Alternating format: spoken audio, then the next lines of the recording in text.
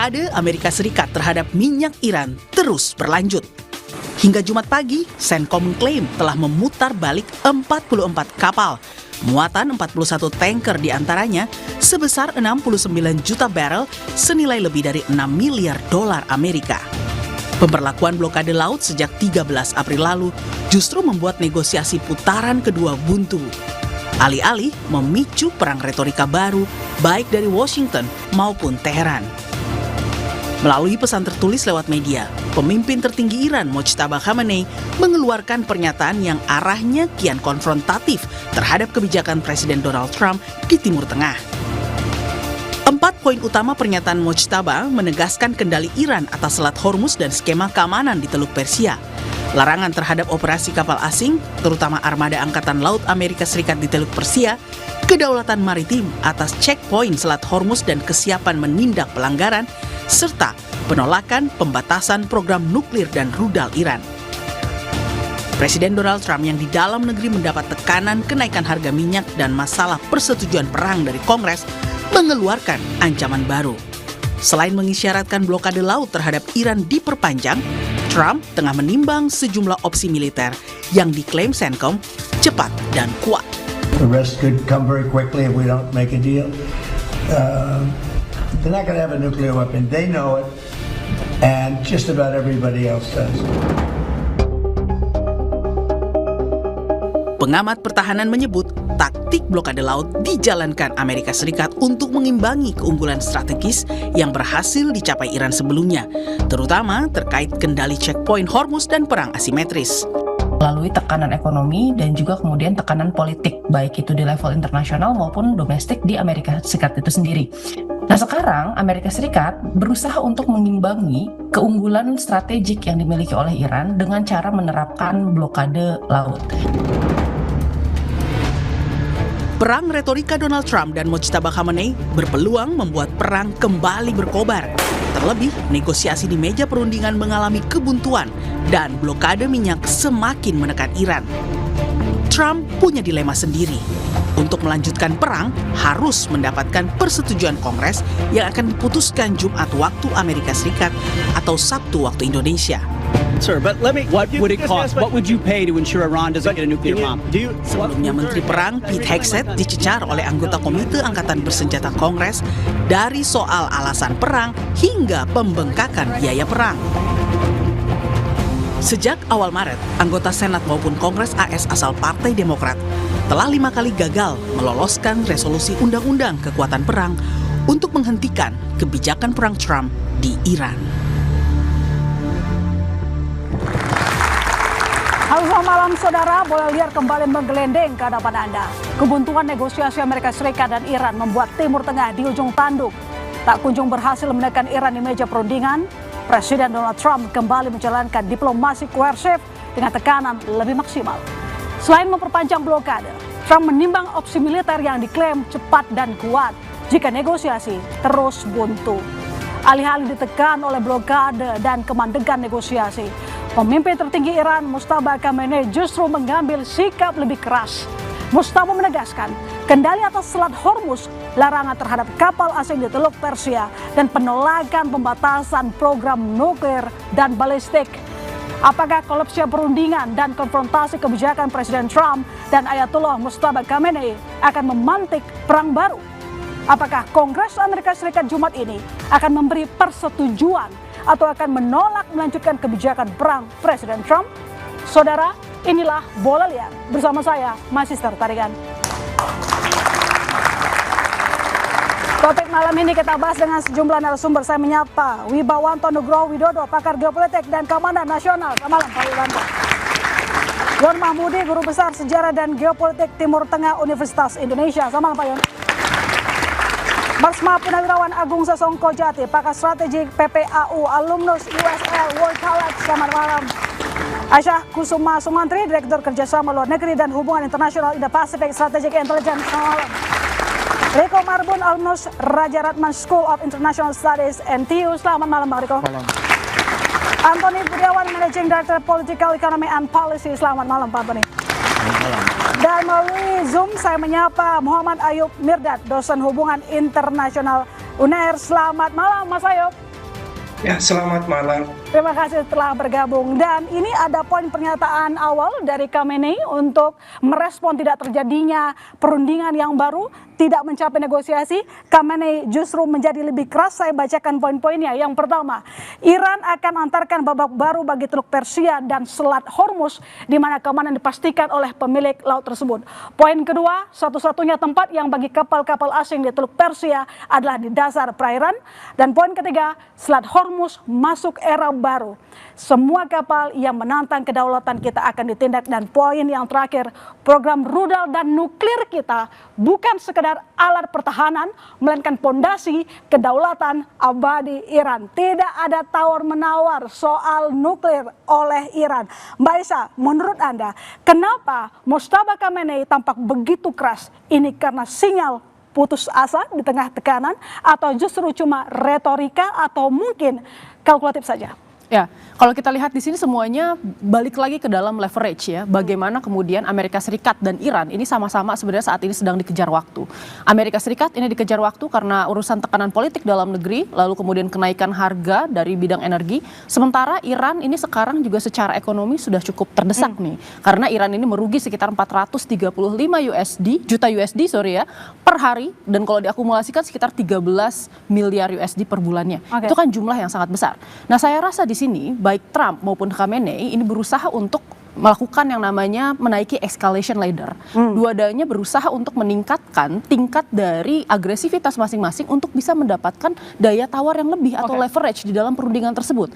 Makanya kita lihat sebenarnya dari Trump sendiri, Iran sendiri kan sudah kemudian mengajukan prasyarat ya kepada Trump. Meskipun pada akhirnya prasyarat tersebut ditolak. Karena sebenarnya syarat yang diajukan oleh Iran itu jelas menguntungkan Iran sebenarnya. Yang pertama mengenai boleh dibuka Selat Hormuz. Ini kan ada perdebatan terkait apa sih konsep dibukanya ini? Karena sebenarnya definisi dari pembukaan yang disebutkan oleh Khamenei itu adalah kemudian dia akan tetap mengontrol ya siapa yang bisa lewat ya, dan mereka harus tetap membayar $2 juta dalam bentuk renminbi di sana gitu ya. Jadi tidak ada yang berubah sebenarnya dari pembukaan Selat Hormuz kecuali ya respon dari blokade tersebut. Nah, sementara itu kita lihat juga nih dari segi program nuklir, saya rasa ini merupakan salah satu strategic purpose yang ingin dicapai oleh Amerika Serikat gitu. Karena sudah jelas dilihat bahwa Iran ini melihat bahwa program nuklir yang tadinya ini mereka bilang berdasarkan kebutuhan sipil, sekarang dibutuhkan untuk tujuan-tujuan lain. Misalnya maritime propulsion system, dan kemudian kita nggak tahu apakah di masa depan akan ada program nuklir, karena ya yang kemarin dikatakan oleh Donald Trump itu kan ancaman untuk bisa menggunakan senjata nuklir ke Iran, menghancurkan civilization. Kalau yang dilihat di sini pemerintah Iran mau tidak mau keinginan mereka untuk membangun senjata nuklir pasti akan menjadi lebih kuat karena adanya incaran dalam strategi mutually assured destruction atau MAD gitu di dalam perang nuklir. Jadi saya rasa di sini sebenarnya dari Iran ini sendiri posisinya menjadi semakin keras karena dia tahu bahwa ya ketika dia kemudian mundur, ini kan existential threat untuk mereka dan tidak mungkin mereka akan. Jadi ini kalkulasi yang matang menurut Anda? Bukan hanya retorika? Betul, karena menurut saya di sini Iran ini berusaha untuk melakukan protracted war. Dia berusaha untuk membuat perangnya semakin panjang sehingga kemudian daya tawar Iran semakin tinggi. Karena di dalam perang atrisi berkepanjangan yang dirugikan itu adalah selalu pihak lebih besar yang kemudian memiliki sistem demokrasi. Saya ke Mas Wibawanto. Jadi menurut Anda bagaimana? Kan di perundingan pertama kalau kita lihat ini sebenarnya soal program nuklir bisa seakan-akan dinegosiasikan. Tapi yang sekarang kita lihat poin dari Mojtaba yang terakhir itu sangat keras bahwa ini soal kedaulatan. Jangan ungkit, jangan bongkar-bongkar soal program nuklir. Jadi saya izin bicara fondasinya dulu nih Mbak ya. Jadi ini masalah geopolitik ya. Geopolitik itu bicara interest untuk mendapatkan power, mempertahankan power. Dan usaha itu harus dijustifikasi dan informasi sehingga mendapatkan dukungan di tingkat global tuh. Jadi kita orang Indonesia harus tahu dulu geopolitical interest Indonesia. Foreign policy Indonesia. Jadi kita bisa menilai semuanya itu dari perspektif seorang Indonesia. Bahwa kita tuh adalah middle power, bukan revisionis, menjaga perdamaian, menjadi hedger. Instrumen utama kita dalam diplomasi itu sebagai middle power adalah diplomasi, didukung oleh militer, ekonomi, informasi, dan yang lain-lain. Dan kita itu ya jelas red line-nya, menjaga perdamaian, cinta perdamaian. Dan kita bekerja sama lewat ASEAN. Itu dulu basicnya tuh. Nah yang kedua, kita coba baca pikiran Washington. Saya lama di Washington DC, saya mau coba baca apa yang ada dalam otaknya Presiden Trump sekarang. Dan apa yang ada di Washington.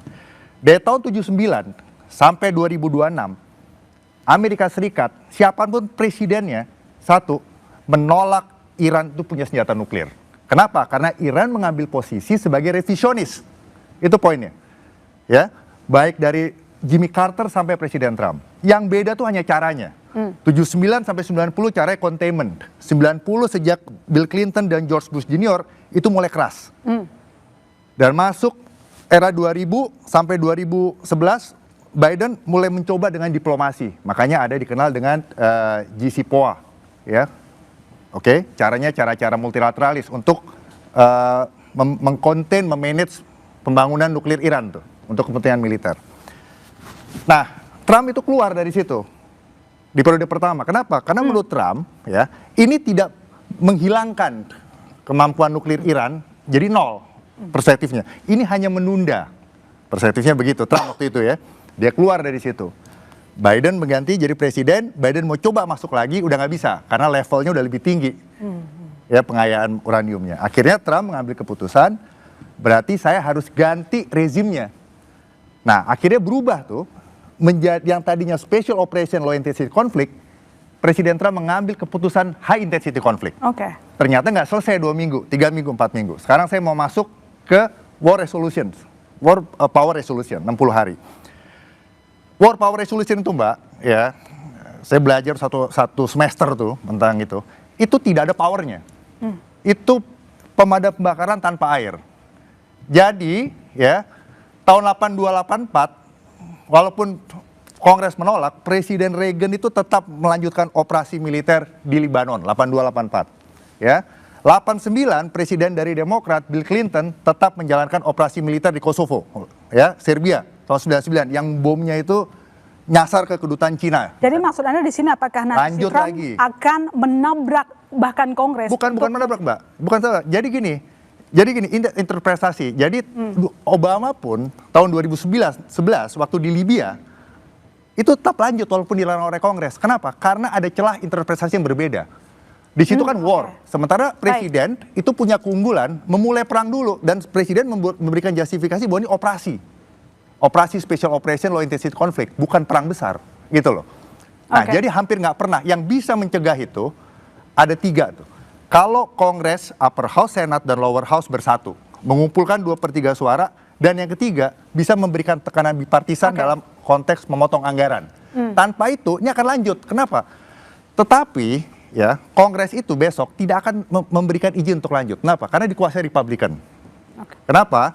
Karena Republikan mau menang di mid-election November. Nah, ini harus hati-hati. Presiden Trump akan lanjut dengan low intensity conflict. Dan kita ingat sejarah Ajax operations waktu menjatuhkan Mossadegh tahun 53. Itu gagal di tahun 52 waktu CIA dan MI6 menjatuhkan Perdana Menteri Iran, Mossadegh. Diulang lagi di 53 berhasil. Jadi Presiden Trump, dia akan berusaha yang terbaik supaya Republikan tetap menang di Kongres 2026 November. Dia tetap jadi presiden, tidak diimpeach. Dia tetap jadi presiden, dan 2028 apa yang menjadi misinya untuk menulify Iran dalam hal konteks nuklir, satu paket lagi lebih berat ini. Melucuti proksi, membatasi pembangunan misail, itu lebih berat gitu. Nah, itu tercapai. Nah, ini memang misi berat. Makanya mengenai ways dan means-nya ini di Washington jadi perdebatan. Kalau tujuannya tetap sama, tidak boleh punya nuklir. Jadi kalaupun Iran mau punya nuklir, Rusia dan Cina itu menentang. Tapi Rusia dan Cina mau Iran itu menjadi negara threshold nuclear state. Artinya mempunyai kekuatan nuklir yang hampir punya senjata, sehingga membuat Amerika yang adalah saingan great power Amerika pusing. Baik. Terganggu konsentrasi. Nanti saya itu lanjut aja dulu lagi ya. kepada Anda. Baik, saya ke Mas Ayub. Melihat sikap terakhir dari Mujtaba, bagaimana kita menerjemahkan ini? Kenapa Mujtaba sekarang terlihat begitu keras? Padahal kan kemarin sempat mau negosiasi tuh.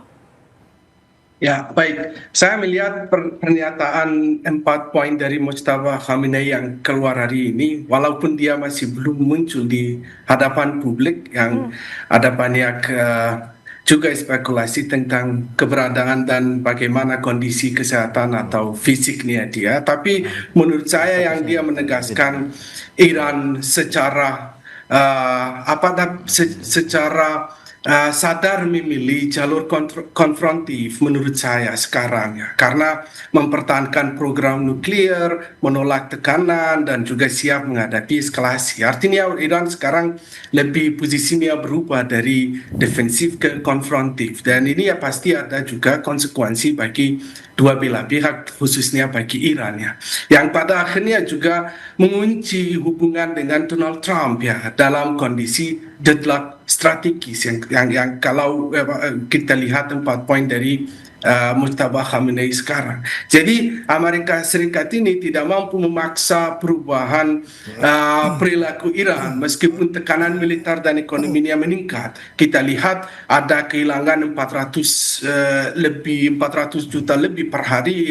Iran kehilangan uang karena blokade yang terjadi di Selat Hormuz. Tapi Iran masih bertahan, masih resilient. Ini menunjukkan bahwa Iran karena Iran sudah lebih dari belasan tahun di bawah sanksi, jadi situasinya cukup siap untuk tetap bertahan dalam tekanan ekonomi dari Amerika Serikat. Jadi sementara juga Iran tidak cukup kuat untuk memaksa Amerika Serikat mundur ya, karena Amerika Serikat ini supaya konflik ini bergeser dari upaya resolusi menuju ke kompetisi jangka panjang berisiko tinggi, karena 4 poin ini bisa buka perang baru lagi antara Amerika Serikat dan Iran. Jadi menurut saya ya konsekuensinya cukup besar kalau tidak ada konsesi, tidak ada kompromi antara Iran dan Amerika Serikat.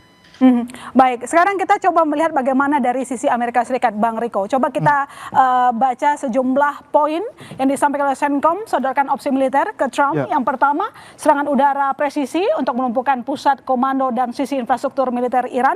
Kemudian yang kedua, operasi darat terbatas, kuasai pulau kecil strategis untuk menetralisir blokade Selat Hormuz. Dan ketiga, operasi pasukan khusus, infiltrasi ke situs nuklir bawah tanah, Natanz dan Fordow, amankan stok uranium. Jadi Bang Riko, apa kira-kira opsi ini di atas meja semata atau sebenarnya bisa dilaksanakan poin ini? Kalau saya melihat sebenarnya saling tembak narasi antara Iran dan Amerika ini mirip seperti waktu istirahat antar pertandingan tinju ini. Jadi antar ronde ini mereka masing-masing itu saling tarik nafas sebenarnya ya. Saling tarik nafas. Dan kalau kita melihat konsistensi dari narasi, sebenarnya kan Iran Nuclear Deal itu pernah terjadi tahun 2013 sampai 2015. Cuman ini ada beda caranya. Kalau dulu waktu zamannya Obama, JCPOA tadi yang disebutkan, itu mereka menghindari perang untuk diplomasi. Kalau yang sekarang ini menggunakan perang untuk diplomasi. Jadi ini dua hal yang terbalik. Tapi kalau kita lihat dari sisi Amerikanya sendiri ya, sebelum kita ke Iran, sebenarnya memang dia harus tarik nafas. Kenapa? Karena kan sebenarnya serangan udara presisi itu sudah dia lakukan berkali-kali, berhari-hari, dan ternyata kan efeknya terbatas. Buktinya apa? Buktinya kalau misalnya Amerika mengatakan bahwa ya dia sudah menghancurkan angkatan udara dan angkatan laut. Memang karena sudah disanksi sekian puluh tahun, Iran memang tidak memutuskan untuk tidak membangun angkatan udara dan angkatan laut secara serius. Makanya dia bangun kekuatan rudal jarak jauhnya, begitu. Kalau operasi darat terbatas yang Amerika itu perlu untuk menurunkan pasukannya di darat, ini salah satu alasan yang dipakai oleh Trump. Jadi kan di Amerika itu ada aturan. Kalau presiden itu dia mau buat perang dengan negara lain, dia harus kasih tahu Kongres. Ya, dalam waktu 60 hari. Tetapi seperti disebutkan tadi, banyak presiden yang istilahnya itu melompat begitu ya. Kenapa? Karena memang sebagian besar perangnya itu bukan pasukan darat yang dikirim. Contohnya misalnya Obama di Libya, dia perang 75 hari. Tapi dia bom terus di atas, dia nggak kirim pasukan. Drone. Praktiknya sampai sekarang, sampai hari ini, Amerika kan belum kirim pasukan. Belum kirim pasukan untuk bertempur di lapangan. Kalau dia bertempur di lapangan, korban jiwanya banyak, itu situasinya agak sulit ya begitu ya. Dan yang membuat Trump harus tarik nafas selain situasi situasi ekonomi dan tekanan politik, ini sekarang juga ada tekanan dari teman-teman aliansinya. Secara terbuka kita melihat beberapa hari yang lalu, kanselir Jerman secara terbuka, yang tadinya biasanya bisik-bisik, ini kritik terbuka, bilang Amerika, Trump ini nggak punya mereka ini nggak punya strategi lawan Iran begitu. Kenapa? Karena memang Eropa ini kan sengsara sekarang. Ya, ekonominya hilang. Nanti saya lanjutkan lagi ke Bang Riko. Sekarang saya ke Pak Agung. Pak Agung, dari 3 opsi ini, mana kira-kira yang akan mungkin ya dieksekusi? Lalu kemudian, ataukah ini cuma sekedar gertakan saja dari Amerika? Jadi saya melihatnya saya pakai teori ya, kalau pakai menurut pendapat saya mungkin nggak cocok ya. Saya menggunakan Gramscian. Jadi antara bagaimana negara adidaya memegang hegemoni, baik hegemoni politik, hegemoni ekonomi, hegemoni militer di Timur Tengah khususnya, berhadapan dengan negara counter hegemoni yaitu si Iran yang mencoba menolak itu semua dan membentuk war opposition sendiri. Jadi dalam pelaksanaan ini adalah apa yang disarankan oleh militer Amerika kepada Presiden Trump, bahwa ada 3 pilihan, namun pilihan ini mempunyai konsekuensi. Pilihan-pilihan ini adalah bagian daripada war of position, di mana memberikan tekanan kepada Iran sebetulnya bukan ditujukan untuk dilaksanakan, tapi memberikan pesan kepada ini bahwa kami akan sanggup melaksanakan ini. Karena harusnya ini ditambah juga dengan resikonya. Jadi Jenderal Dan Kane memberikan 3 ini, tapi resikonya ditulis besar kanan. Resikonya kamu akan diserang balik oleh Iran kepada titik-titik lemahmu, vulnerability-mu, baik di negara-negara tanggamu ataupun pangkalanmu, dan minyak naik ke $150. Jadi ini nggak lengkap. Kalau gini saja ini nggak lengkap. Ini hanya ini. Jadi, itu konsekuensi itu yang tidak diberitakan di media Barat, karena memang yang ditujukan ini pesannya agar sampai ke masyarakat Amerika ini, masyarakat bahwa tetap Presiden Trump itu memiliki posisi yang kuat. Dia menggunakan militer untuk tekanan berupa blokade, tapi dengan mengatakan blokade, dan beliau juga mengatakan bahwa dengan dia membuat blokade itu berarti yang seperti dikatakan Pak Wibawanto tadi, bahwa ini bukan perang, ini udah selesai. Sekarang kondisinya gencatan senjata, jadi tidak perlu diberhentikan sesudah 60 hari.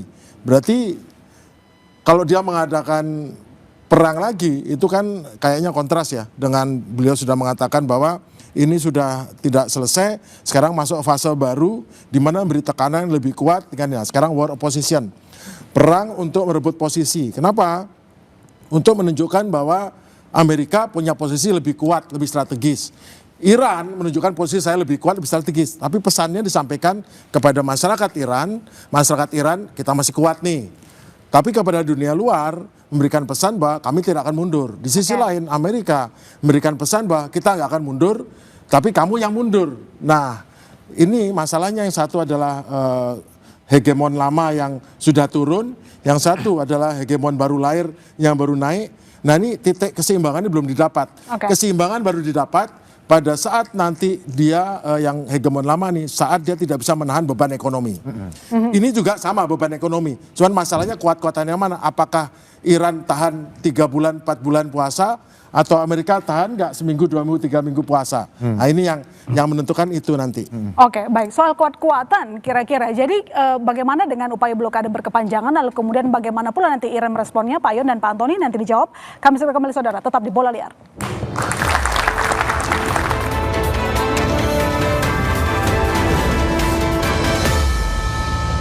Buntu negosiasi dengan Iran, Presiden Donald Trump siapkan